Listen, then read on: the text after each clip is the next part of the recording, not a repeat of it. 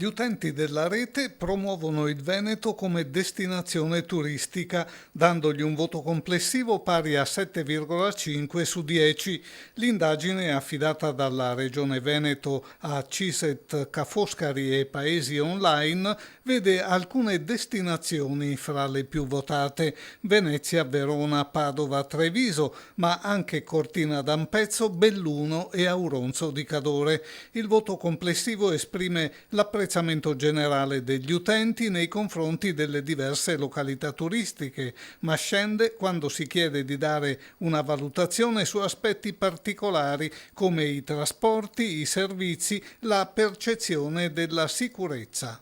L'area del Garda ha un voto quasi di 8, il Mare Veneto ha un voto alto, quindi ci sono delle realtà molto buone, molto dinamiche, ci sono altre realtà su cui si può lavorare, però sicuramente c'è una grande attenzione da parte dei navigatori italiani e quindi anche turisti che navigano online nei confronti di questa regione.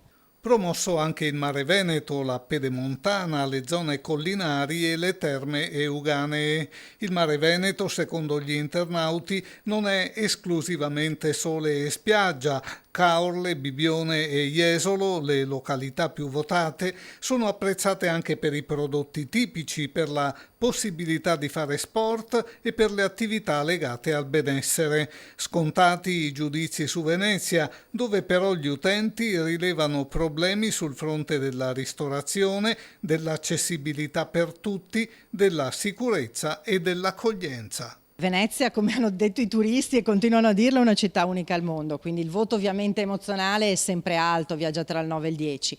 Poi però quando si va a chiedere ai navigatori che cosa ne pensi dei vari aspetti, ovviamente ci sono dei servizi su cui bisogna lavorare per migliorare la soddisfazione del cliente.